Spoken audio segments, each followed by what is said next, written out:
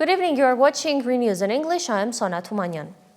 Ahead of September 1st assignment at the Ministry of Internal Affairs, Turkey's response to Netanyahu and Iran's red lines. Watch today's broadcast. Waking up early is encouraged. Classes will start at 8:15 a.m. this year.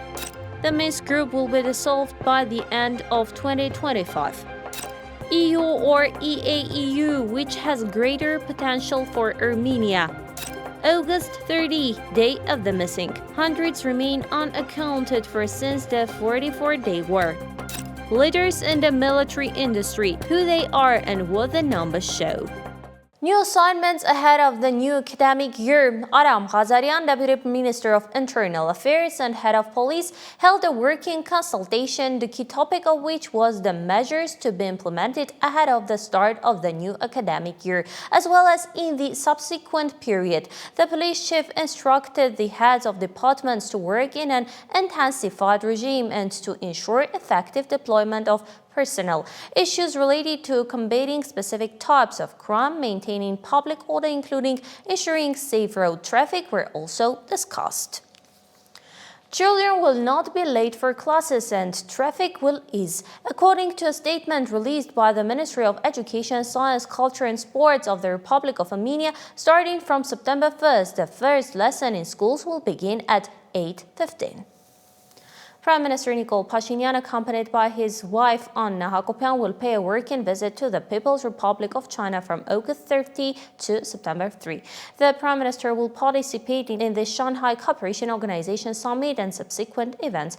Meetings with Chinese President Xi Jinping and Vice President Han Zheng are planned. Among 25 of other heads of state, Pashinyan will also attend the parade dedicated to the 18th anniversary of the victory over Japan. From China, the Prime Minister will depart for Japan. The visit will last 2 days.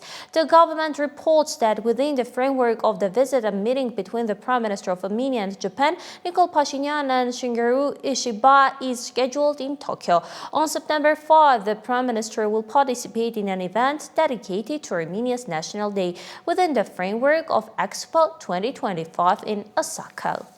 Ahead of Shanghai, let's not forget about the EAEU and the EU. There is a serious choice to be made here, one that has not only economic but also political foundations. Which of these structures has what economic potential and what will each offer us in the near future? Let's watch Ani Hovhannisyan's report.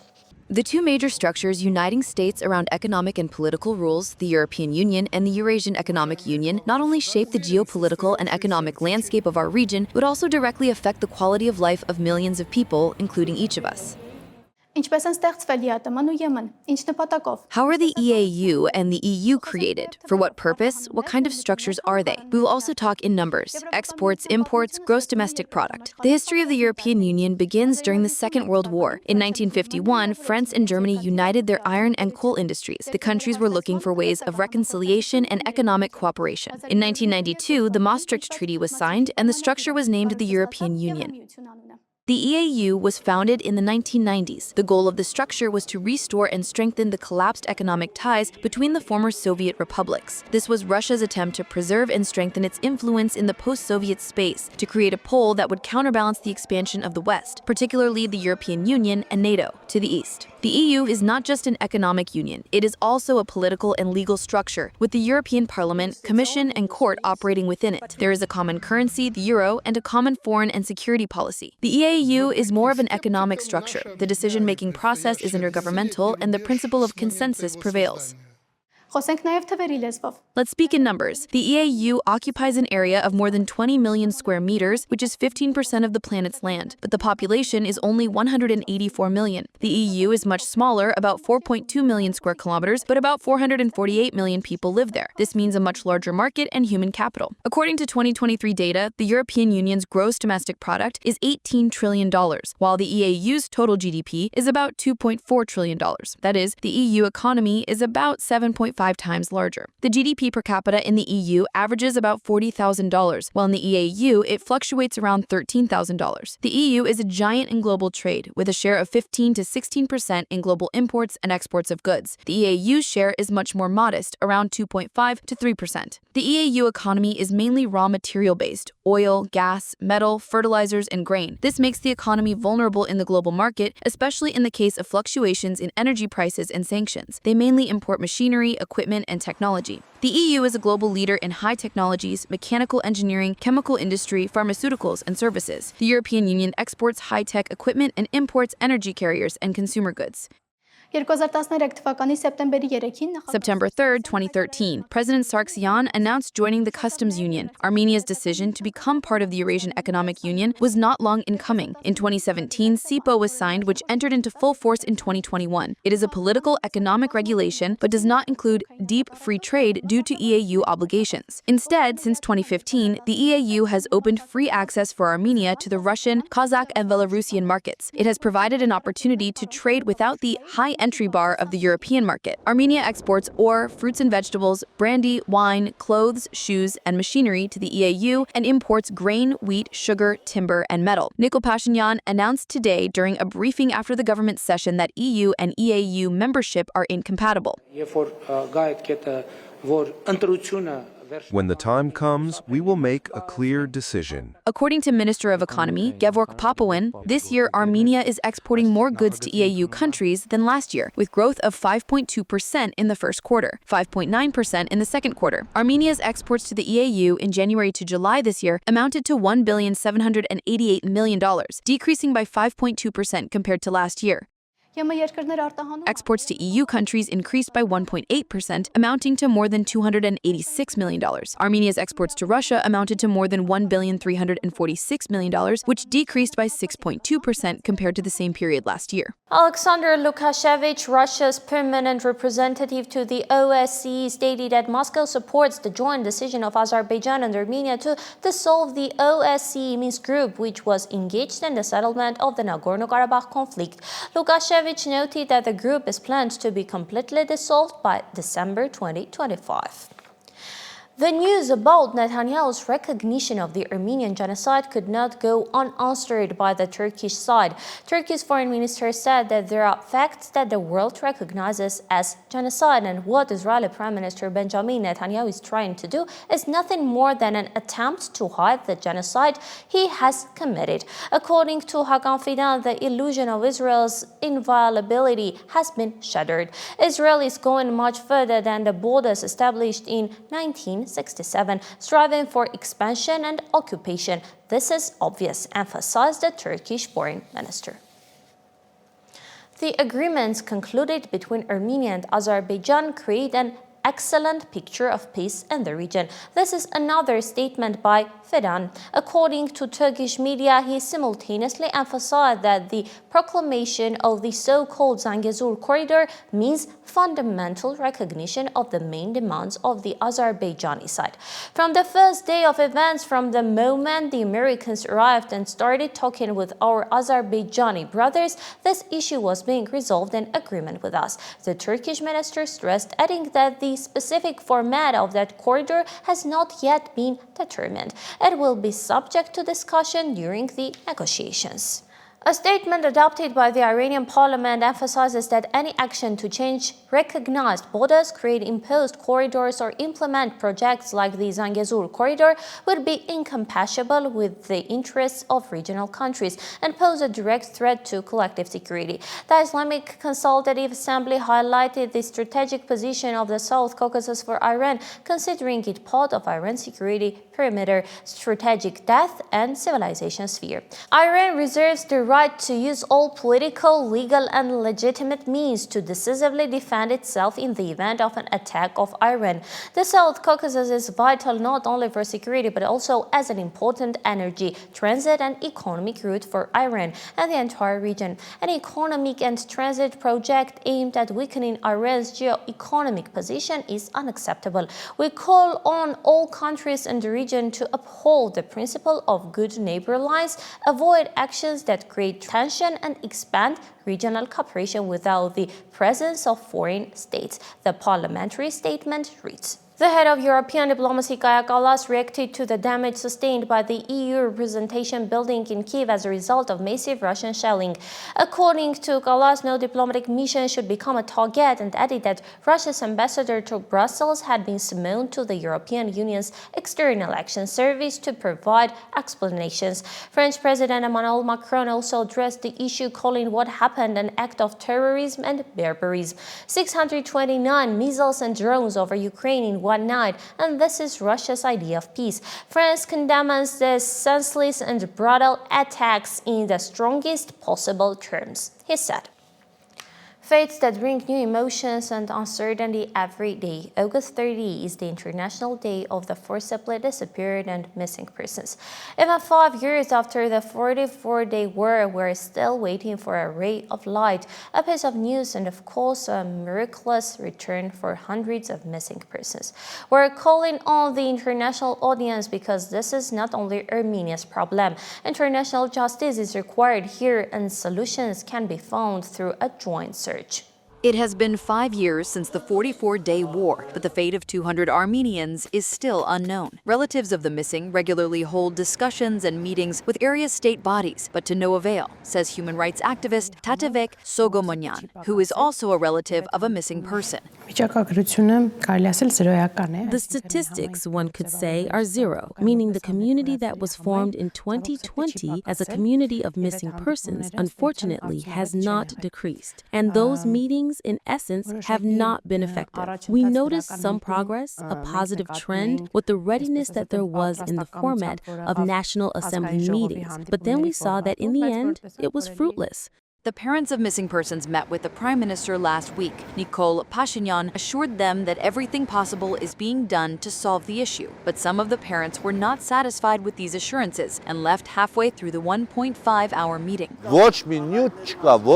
He says nothing. He doesn't say wait 1 month, 1 year, and you will get information about your children. He says commissions are doing it, and we don't even know who the commission is. According to the document signed in Washington on August 8th, Armenia and Azerbaijan recognize the importance of clarifying the fates of missing persons, including the search for and proper return of remains.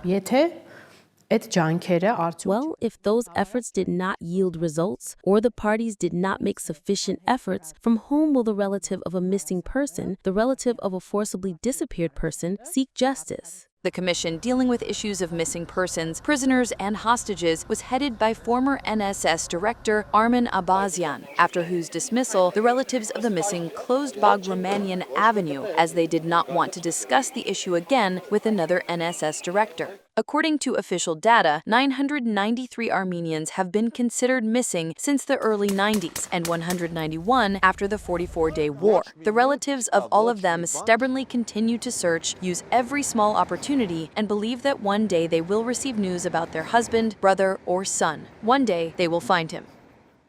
Mary Danielian, Levin Vaskinyan, Edgar Guloyan, ReOpen Media.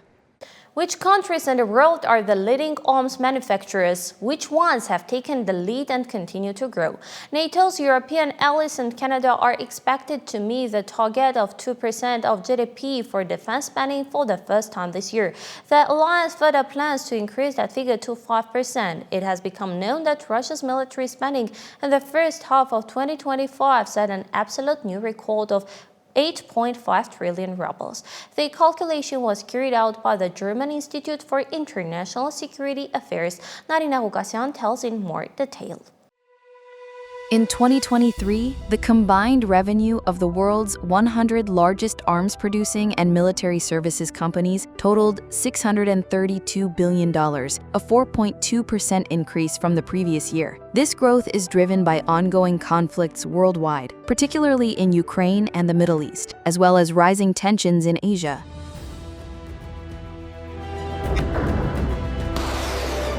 An additional impetus for the growth of arms production and armaments is the consumption of old weapons in various wars. According to military expert Karin Vertanisenyan, any war is much more expensive than simply discarding or destroying those same old weapons. After the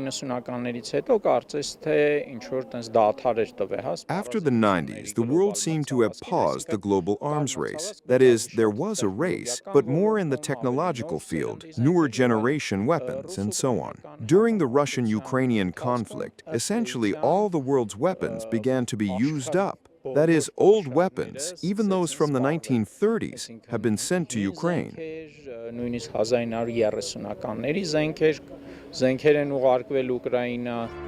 According to the Stockholm International Peace Research Institute, SIPRI, the largest increases in arms sales revenue were recorded in Russia, 40%, and the Middle East, 18%. American companies continue to dominate the market, accounting for half of global sales, with a total revenue of $317 billion. Of the 41 American companies on the list, 30 increased their revenues. Lockheed Martin and RTX, formerly Raytheon Technologies, remain in leading positions despite a slight decrease in revenue in 2023. The combined revenue of 9 Chinese military-industrial companies totaled $103 billion, making China the second largest arms producer. The revenues of 27 European companies increased by 0.2%, reaching $133 billion. 7 companies from the United Kingdom alone had a combined revenue of $47.7 billion. The revenues of 23 companies in Asia and Oceania increased by 5.7%, reaching $136 billion. This growth is primarily due to significant gains by Japanese and South Korean companies. The revenues of 6 Middle Eastern companies increased by 18%, reaching $19.6 billion, with Israeli companies' revenues reaching a record high of $13.6 billion, driven by the war in Gaza. Wars rarely erupt by chance. Behind them often stand influential circles that pursue economic, political, and ideological interests. These circles can operate at both state and non-state levels, using their influence to incite conflicts and then prolong them. The most obvious and frequently mentioned beneficiary group is the military-industrial complex. This powerful alliance unites arms manufacturing corporations, high-ranking officials from defense agencies, and political lobbyists. The demand for armaments has grown so much that weapons stored in warehouses have been and are being used up. Many European countries are busy filling their warehouses. Production is sharply increasing, but I must say that it will take years to restore it. Military-industrial companies spend millions of dollars lobbying politicians, ensuring favorable decisions for the defense sector, such as increasing military budgets and easing arms export restrictions. In recent decades, the role of private military organizations has significantly increased. These entities provide military services to governments or other groups on a contractual basis. Thus, from 2019 to 2023, U.S. arms exports increased by 17%, bringing its share in the global market to 42%. During this period, the U.S. supplied arms to 107 countries, surpassing all previous year's figures. The strengthening position of France is noteworthy. From 2019 to 2023, French arms exports increased by 47%, consequently pushing Russia from second to third place and making France the world's second largest arms exporter for the first time, with an 11% share of the global market. At the same time, Russian arms exports sharply decreased by 53% from 2019 to 2023. If in 2019, Russia supplied arms to 31 countries, in 2023, that number decreased to 12. The top 10 exporters also include China, Germany, Italy, the United Kingdom, Spain, Israel, and South Korea. Countries in Asia, Oceania, and the Middle East lead in arms imports. 9 of the 10 largest arms importers from 2019 to 2023 were from these regions. India is one of the world's largest arms importers. On the backdrop of the war in Ukraine, European countries almost doubled their arms imports from 2020 to 2024. During the same period, Ukraine Ukraine became the largest arms importer in the world, with its procurement volume increasing by nearly 100 times compared to previous years. Russia, in turn, has even uncorked weapons from the 1950s and 60s. 35 countries supplied weapons to Kyiv, with the largest suppliers being the US 45%, Germany 12%, and Poland 11%. Experts note that global instability and ongoing conflicts will contribute to the continuation of the arms race and further growth of the arms market. Here, the expert observes an interesting trend. Today, weapons are being sold that will be produced 5 to 6 years from now. Naren Hukasyan, ReOpen Media. European leaders are reportedly mulling a 40-kilometer buffer zone between Kyiv and Moscow, potentially deploying thousands of peacekeepers to prevent clashes. While France and Britain could lead, Poland fears it might weaken NATO's eastern flank. Meanwhile, EU defense ministers met in Copenhagen to discuss bolstering Ukraine's defense industry. Ukrainian President Zelensky spoke with Turkish President Erdogan about recent Russian strikes targeting a Turkish Bayraktar factory and Azerbaijan's embassy, which resulted in 17 deaths, including 4 children. Israeli strikes persist in Gaza, displacing residents and exacerbating a humanitarian crisis with rising hunger due to severe shortages, according to aid agencies and the UN. The UN Security Council also voted to phase out its temporary peacekeeping forces in southern Lebanon by December 2026, a decision influenced by the US and Israel. That's much for today. I'm Sona Tumanyan. Stay informed with ReNews. Good night.